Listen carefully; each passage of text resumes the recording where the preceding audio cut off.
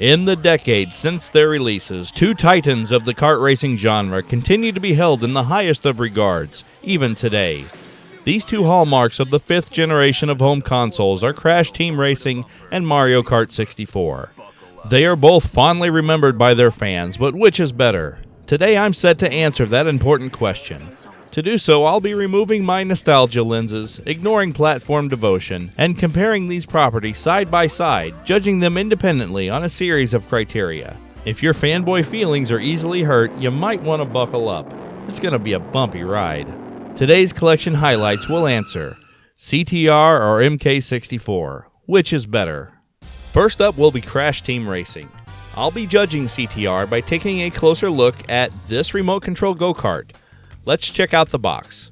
With a copyright date of 2001, this is labeled with a KB Wheels logo, indicating that it was likely a KB Toys exclusive.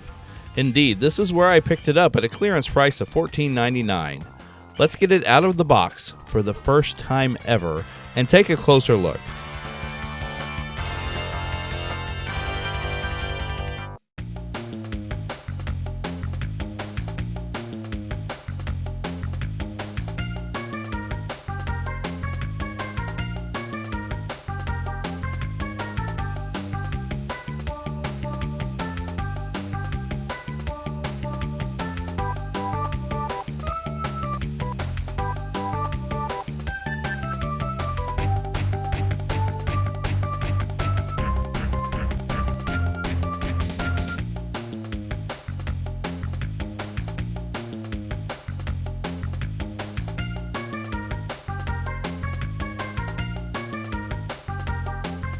This go-kart uses a wired remote controller.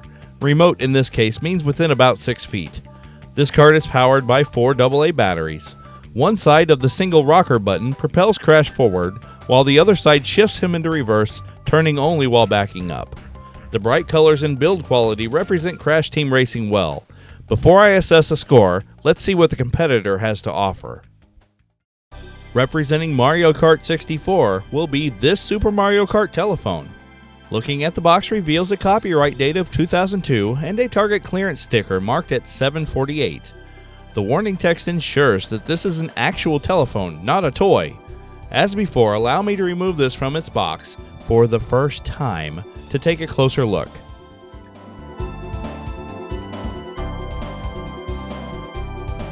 A bright RJ11 cord is included to allow this phone to be quickly hooked up to your home landline.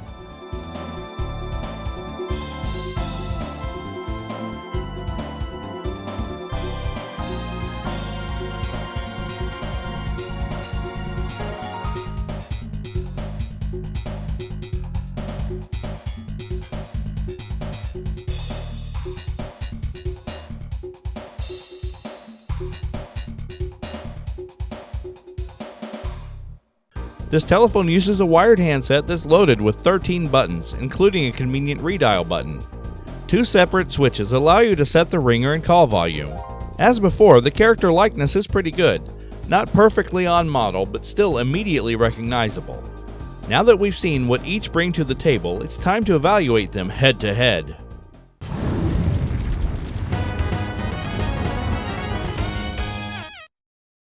Accessibility. The Crash Kart is suitable for ages 3 and up. The Mario Kart phone is for ages 6 and up. Advantage: Crash Team Racing. Control. The go-kart has an alignment lever underneath to help keep your kart driving straight ahead. It requires a wired controller and offers the user a single rocker button for all inputs.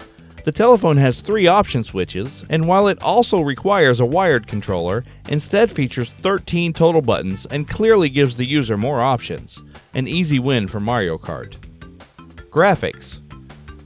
Both feature a bright and colorful design. Both have a good representation of the lead character, and both are attractive display pieces. These two are nearly tied here, but I think Crash just edges ahead. The phone handset just seems like an awkward addition to the kart. Hashtag buckle up, phone down. Audio. Crash features one sound, the sound of the motor being powered. Mario not only has ringer and handset volume options, but it can produce a wide variety of sounds, from a friendly voice to hold music to calling Charles Martinet himself. Thank you so much about the play playing my game. I think Mario Kart clearly takes this category. Speed. The Crash Go-Kart features only 2 speeds, forward and reverse. The top speed is reached immediately. The Mario phone, on the other hand, is completely stationary. The wheels don't even turn. This seems like an easy win for... Actually, now that I think about it, the Mario telephone can reach anywhere in the world in only a few seconds. I think we'll have to call this one a tie. Gameplay. The go-kart offers a full single-player experience with taking turns multiplayer possible. Mario's single-player options are surprisingly limited, making multiplayer essentially required. I think Crash takes the W here. Replayability. Crash's go-kart is lots of fun, for roughly 5 minutes. By comparison, Mario can be hours of fun, depending on who the other players are, of course. Mario wins another category. Going into the finals, it looks like we're all tied up. It looks like the last category will determine the winner for all time. Value. Both of these items have an original listed price of $29.99.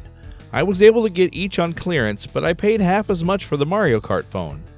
But consider that Crash is built on older technology, but he is still functional even today. Mario is built on even older technology, a technology that is rapidly becoming obsolete. Also, just to use him, a monthly service fee is required. But Crash needs batteries, which were not included. Mario's included phone cable meant he was ready right out of the box. Value. That's a lot to think about. I don't know, something about this just doesn't seem right. I value both of these. Not only these items, but the games they're based on. Who am I to make a final subjective declaration of who is better? What does better even mean? Crash is a better go-kart, but Mario is the better phone. Maybe just because two things share some similarities doesn't mean they need to be pitted against each other. Perhaps things should be appreciated for what they are, instead of judged for what they are not. I think this simple idea gets lost in our hot take critique culture.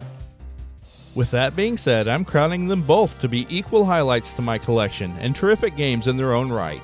Join me in celebrating their greatness. Thanks for checking out this episode. If you enjoyed it, there are likely other videos on my channel you'll like too. What are your favorite kart racing games?